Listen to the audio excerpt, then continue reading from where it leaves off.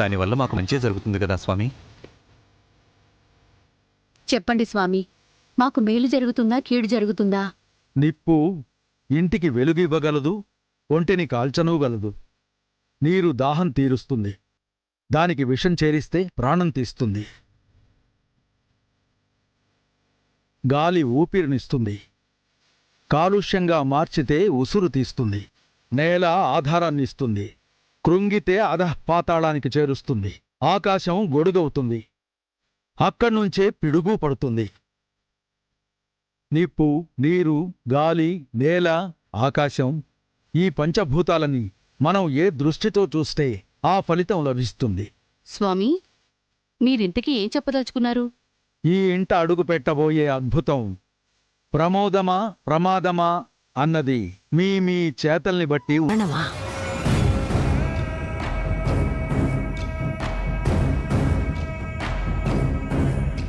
మంగా, ఎక్కడికి వెళ్తున్నావే? హైదరాబాద్ వెళ్తున్నాను. పిచ్చేమన్న పట్టిన నీకు? అంత పెద్ద ఊరికి అంత దూరం ఎలా వెళ్తావు? నాకు దారి తెలియకపోవచ్చమ్మా, కానీ గమ్యం తెలుసు. ఏం తెలుసు నీకు? ఆ ఊరు ఎలాంటిదో తెలుసా? ఆ ఊరి మనుషులు ఎలాంటి వారో తెలుసా? అక్కడ ఏ ఏ ప్రమాదాలు ఉంటాయో తెలుసా? మొన్నటికి మొన్న మన పక్క ఊరు దేవీపురానికి వెళ్ళినందుకే నీకేమైందో మర్చిపోయావా? అది తలుచుకుంటేనే నా గుండె ఇప్పటికీ అదిరిపోతోంది. పోతే ఆ రాణితో గొడవద్దు, ఏ డబ్బులు వద్దు, నువ్వెక్కడికి వెళ్ళొద్దు. నా కళ్ళ ముందుంటే చాలు. నీ కళ్ళ ముందుండి ఏం చేయాలమ్మా నేను?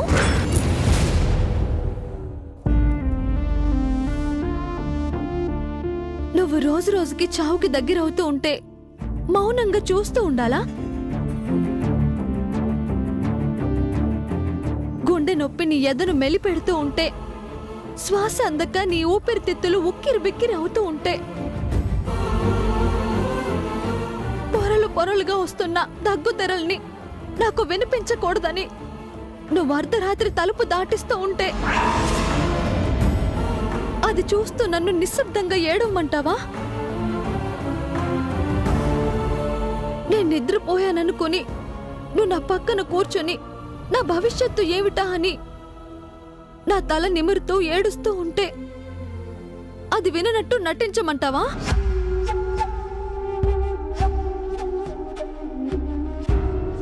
నాకు తెలియదని నువ్వు అనుకుంటున్నావమ్మా, కానీ నాకంతా తెలుసు. గుండె నొప్పి నీ శరీరాన్ని ఎంత బాధ పెడుతుందో రెట్టింపు బాధ నా మనసు పడుతోంది. నా గురించి భయపడుతూ నిద్రలేని రాత్రులు నువ్వెలా గడుపుతున్నావో, నీ గురించి బాధపడుతూ నేను అలాగే గడుపుతున్నానమ్మా.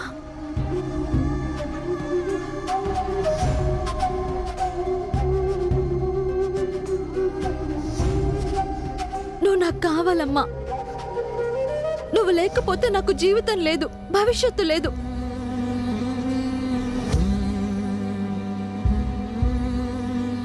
అసలు నువ్వు నా పక్కన లేకపోతే నాకేం తోచదమ్మా.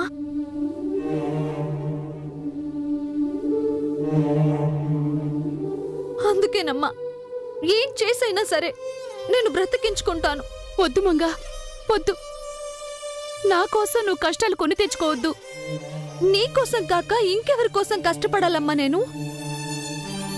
నా కోసం నువ్వు పడ్డ పురిటి నొప్పుల కన్నా నేను పడబోయే కష్టాలు పెద్దవేం కాదు. నా మాట విను మంగా. అక్కడ ఏ పాటి ఆపదలుంటాయో నీకు తెలీదు.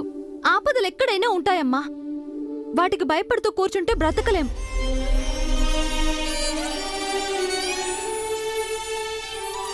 నిన్ను బ్రతికించుకునే ఏ ఒక్క అవకాశాన్ని కూడా నేను వదిలిపెట్టదలుచుకోలేదమ్మా. హైదరాబాద్ వెళ్తాను, రాణి దగ్గర డబ్బులు వసూలు చేస్తాను, నీకు గుండె ఆపరేషన్ చేయిస్తాను. సంతోషంగా నన్ను సాగనంపు. నా వల్ల కాదు మంగా, నేను ఒప్పుకోను. మరి నీ ఆపరేషన్ కి డబ్బులు ఎలా వస్తాయి? ఎన్ని కూలి పనులు చేస్తే లక్షలవుతాయి? అదంతా నాకు తెలీదు. బ్రతికిన నాళ్ళు బ్రతుకుతాను, నువ్వెక్కడికి వెళ్ళడానికి వీల్లేదు. అయితే సరే, నీకు చావు వచ్చినప్పుడు ఇద్దరం కలిసి చచ్చిపోదాం. మంగా, అంతే మరి. అలా అనకే. నువ్వు నిండు నూరేళ్లు బ్రతకాలి, ఆ 100 ఏళ్ళు నీతో కలిసి బతకాలనుకుంటున్నాను. నా కోరిక తీర్చేదానివి అయితే నన్ను హైదరాబాద్కు పంపించు. అమ్మా, పంపించవే. అయితే నేను కూడా వస్తాను. ఉహుం. నేనే వస్తాను. అది నువ్వు ఒప్పుకున్నావు అంతే. ఇంకేం మాట్లాడొద్దు. 2 రోజుల్లో డబ్బులతో తిరిగొస్తాను. వెళ్ళిరానా మరి? డబ్బులు వచ్చినా రాకపోయినా పర్వాలేదు. 2 రోజుల్లో క్షేమంగా తిరిగిరా. అలాగే. జాగ్రత్త. ఒక్క నిమిషం.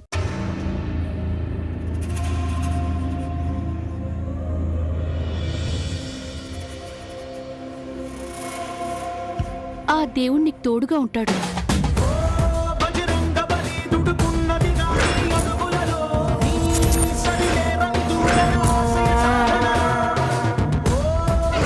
కాల్ చేసి మ్యాచ్ క్యాన్సిల్ అని చెప్తాను. 1 మినిట్ మామ్. మళ్ళీ ఏంటి నిత్య? మామ్, వాళ్ళకి కాల్ చేయకూడదు. మరెలా తెలుస్తుంది వాళ్ళకి?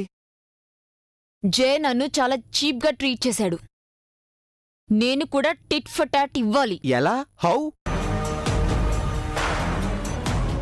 ఏ రింగ్ తొడిగి నన్ను మన నంబర్ 1 పొజిషన్ ని దక్కించుకోవాలని ఆశపడ్డాడో ఆ ఆశల్ని సమాధి చేస్తూ ఇదే రింగ్ ని వాడి మొహాన్న విసిరి కొట్టాలి.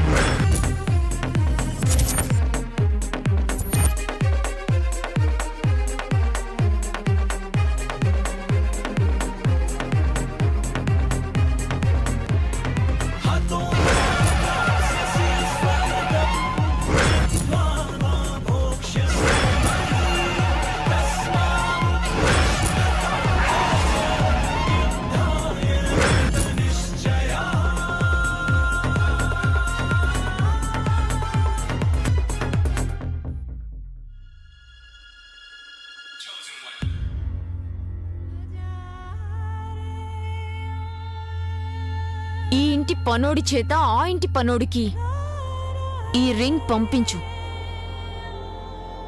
లెక్క సరిపోతుంది.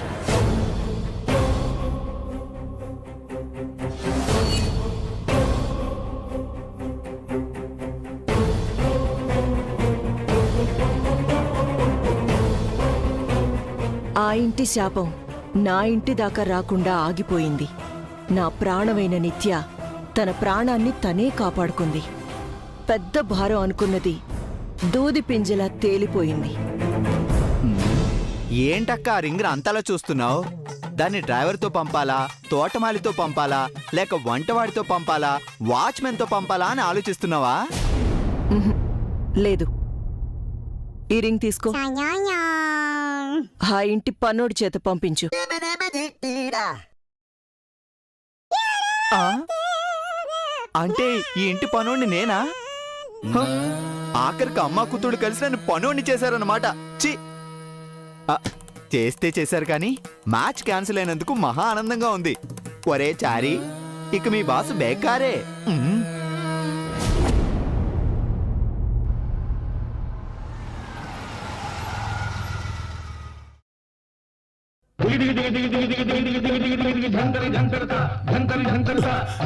సార్ సార్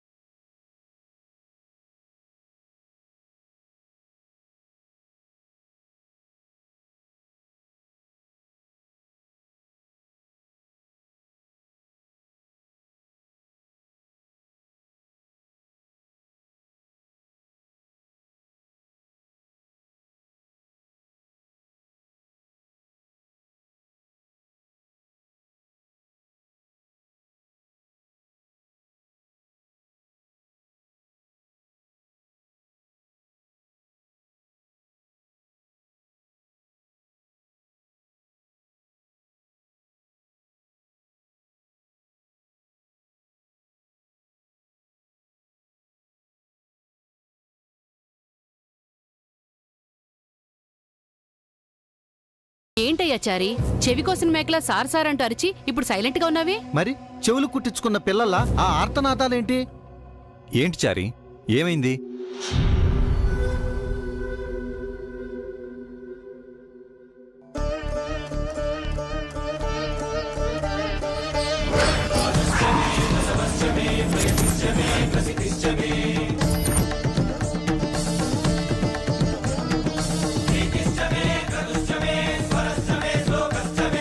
ఊరి నీ మొఖాన పౌడర్ కొట్ట రింగు చూపించడానిక ఇంత బిల్డప్.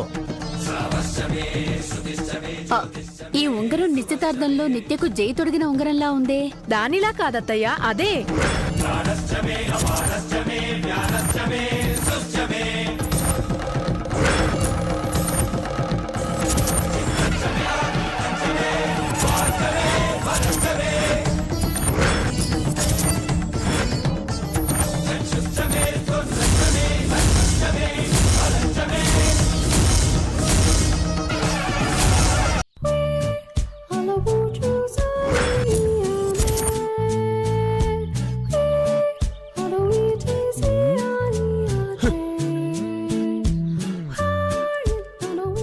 పొట్ట పగిలేలా తిని కొవ్వు పెంచుకోవడం ఎందుకు? అది కరిగించుకోవడానికి ప్రొద్దుటే ఇలా ప్రయాసపడటం ఎందుకు? హ్, ఏంటో ఈ పిచ్చి జనాలు. తిండి లేక కొందరు, తిన్నది అరక్క కొందరు. హ్, అందుకే నేను నా మీనాక్షి పొదుపుగా తిని పద్ధతిగా ఉంటాం. బాస్ ఏంటి ఇంకా రాలేదు? అయినా ఎప్పుడూ కేబీఆర్ పార్క్ లో జాగింగ్ చేసే బాసు ఈరోజు ఈ పార్క్ రమ్మన్నారేంటి? ఏంటో ఈ బాసులు ఎప్పుడు ఎలా ఉంటారో వాళ్ళకే తెలీదు. మా బాస్ అయితే మరీను. వచ్చేసాడు.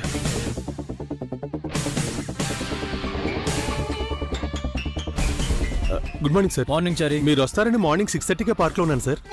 అంటే 6:30కే వచ్చి పార్క్ గేట్ ఓపెన్ చేసి వాకర్స్ కి వెల్కమ్ చెప్పడానికి నేనేమన్నా పార్క్ వాచ్మెన్నా? అయ్యయ్యో, నా ఉద్దేశం అది కాదు సార్. నేను ఆ టైంకి వచ్చాను అని చెప్తున్నాను. అంటే నీ సిన్సియారిటీ గురించి చెప్తున్నావా? ఫైనల్ గా ఏం చెప్పాలనుకుంటున్నావు? నిత్య మేడం షెడ్యూల్ గురించి చెప్పాలనుకుంటున్నాను సార్. నువ్వు ఫస్ట్ చేయాల్సిన పని అది చెప్పు. సార్, మేడం మార్నింగ్ 8 o'clock నిద్ర లేచి బెడ్ కాఫీ తాగుతూ న్యూస్ పేపర్ చదువుతారు సార్. 9 o'clock పెద్ద మేడం గారితో కలిసి కబుర్లు చెప్తూ బ్రేక్ఫాస్ట్ చేస్తారు సార్. 9:30కి పెద్ద మేడం ఆఫీస్కి వెళ్ళగానే నిత్య మేడం ఫ్రెండ్స్ దగ్గరికి వెళ్తారు సార్. 10 to 12:30 వరకు కాఫీ షాప్లో ఫ్రెండ్స్తో చిట్చాట్ చేస్తారు సార్. 1 o'clock 5-star హోటల్కి వెళ్ళి 3 వరకు లంచ్ చేస్తారు సార్. 3:30కి బాస్కెట్బాల్ కోర్టుకు వెళ్ళి 4:30 వరకు ఆడతారు సార్. 5 o'clock ఇంటికి వచ్చి 6 o'clock వరకు సిమ్ చేస్తారు సార్. 8 వరకు టీవీ చూస్తారు సార్. 8:30కి పెద్ద మేడంతో కలిసి డిన్నర్ చేస్తారు సార్. షార్ప్ 9కి నిద్రపోతారు సార్. పని పాట లేని వాళ్ళకు కూడా ఇంత బిజీ షెడ్యూల్ ఏంటి? అంటే అందరూ మీలా కష్టపడలేరు కదా సార్. నిజం చెప్పు. మీకు కొంచెం డబ్బు పిచ్చి ఎక్కువ sir. Sorry sir. It's okay. తక్కువ టైంలోనే నిత్య గురించి చాలా ఎక్కువ ఇన్ఫర్మేషన్ గ్యాదర్ చేసావు. గుడ్. మీరు ఆర్డర్ వేశాక బాధరైనా తప్పదు కదా సార్. అంతా బాగుంది కానీ చిన్న మిస్టేక్ చేసావు.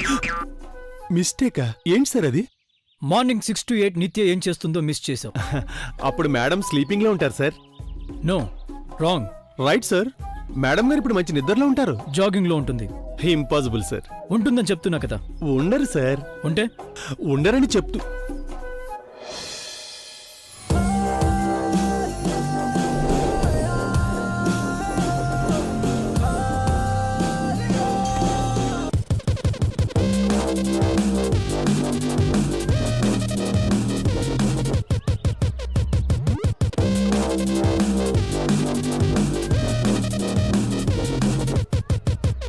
ఎలా సార్? మేడం ఫ్రెండ్స్ ని ఎంక్వైరీ చేసి సీక్రెట్ ఏజెంట్స్ తో ఫాలో చేయించి గ్యాదర్ చేసిన నా ఇన్ఫర్మేషన్ కూడా అందని విషయం మీకెలా? చెప్పండి సార్. కనీసం 1 minute కూడా ముందు నిద్రలేవని మేడం 2 hours ముందే నిద్రలేచి జాగింగ్కి వస్తారని, అది ఈ పార్కే వస్తారని ఎలా చెప్పగలిగారు సార్? సింపుల్ చారి. నిన్న నైట్ నిత్య నాకు ఫోన్ చేసి ఈరోజు మార్నింగ్ ఈ టైంకి ఈ పార్క్లో జాగింగ్ చేస్తూ మాట్లాడదామని చెప్పింది. ఆహా, మీరు నాతో జోక్ చేస్తున్నారు సార్. నిజం చెప్పండి సార్. చారి, ప్రతి కామన్ మ్యాన్ కి ఒక గెస్సింగ్ పవర్ అనేది ఉంటుంది. నాలాంటి బిజినెస్ మ్యాన్ కి నీ భాషలో చెప్పాలంటే డబ్బు పిచ్చి పట్టిన తెలివైనోడికి ఆ పవర్ ఇంకాస్త ఎక్కువ ఉంటుంది. నిన్న నాతో గొడవ పడ్డాక నిత్య పొజిషన్ ఎలా ఉంటుందా అని గెస్ చేశా.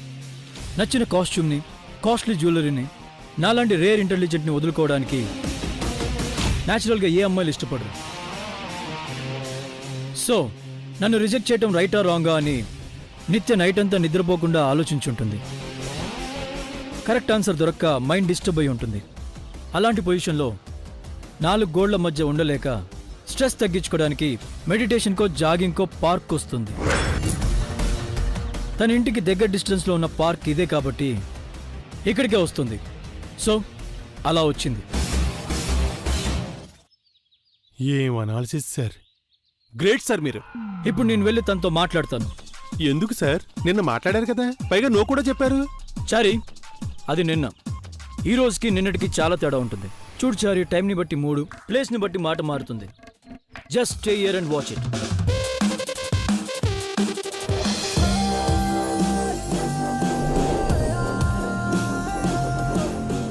Good morning. Very good morning. నువ్వా? Yeah, it's me. ఏంటి, నన్ను ఫాలో చేస్తున్నావా? కాదు, జాగింగ్ చేస్తున్నా. Don't be smart Jay. నిన్ననే కదా నీ రింగ్ విసిరి పారేసి నిన్ను రిజెక్ట్ చేశాను. మళ్ళీ ఈరోజు వచ్చి ఎందుకు మాటలు కలుపుకుంటున్నావు? ఎందుకు కలుపుకోకూడదు? నువ్వు నాకేమైనా పరాయిదానివా? నాకు పరిచయం ఉన్న దానివి, నాతో ఎంగేజ్మెంట్ అయిన దానివి, నన్ను పెళ్లి చేసుకోబోయేదానివి, నాతో లైఫ్ లాంగ్ జర్నీ చేసేదానివి. Hello hello hello, stop. జర్నీకి బ్రేకులు వే. నిన్ననే మన మ్యారేజ్ క్యాన్సిల్ అయింది, మళ్ళీ మ్యారేజ్ ఏంటి? మన మ్యారేజ్. అదే అడుగుతున్నాను, నీకు నాకు పెళ్లి ఎలా జరుగుతుంది అని. ఎంగేజ్మెంట్ అయింది కదా, అలాగే మ్యారేజ్ కూడా జరుగుతుంది. ఎంగేజ్మెంట్ క్యాన్సిల్ అయింది కానీ పెళ్లి జరుగుతుంది. నేను నిన్ను పెళ్లి చేసుకోవడం impossible. It's possible. Excuse me, ఇక్కడున్నది నిత్య శ్రీనివాస్. ఎవరు కాదన్నారు? ఇక్కడున్నది కూడా సూర్యదేవర జయసూర్య. So what? ఏ నోటితో అయితే నన్ను నో అన్నావో అదే నోటితో ఎస్ అనేలా చేస్తాను. వాట్? ఏ నోటితో నన్ను రిజెక్ట్ చేసావో ఆ నోటితోనే యాక్సెప్ట్ చేస్తాను. No way. నువ్వు నన్ను ప్రేమించేలా చేస్తాను. పెళ్ళంటూ చేసుకుంటే నన్నే చేసుకుంటాను చెప్పేలా చేస్తాను. మీ మామతో నువ్వు గొడవ పడైనా సరే నన్ను పెళ్లి చేసుకునేలా చేస్తాను. జే, నిన్న నేను నిన్ను రిజెక్ట్ చేసిన దెబ్బకి నైట్ మందేమన్నా కొట్టావా? ఆ హ్యాంగ్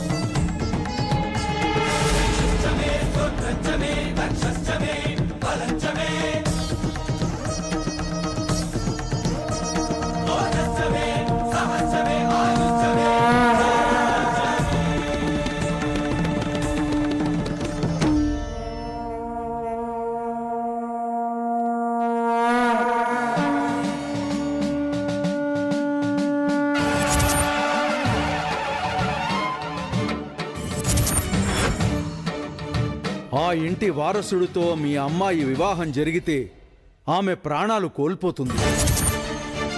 ఇది ఇప్పటి విషయం కాదమ్మా, కొన్ని దశాబ్దాల క్రితం జరిగిన దుర్ఘటన.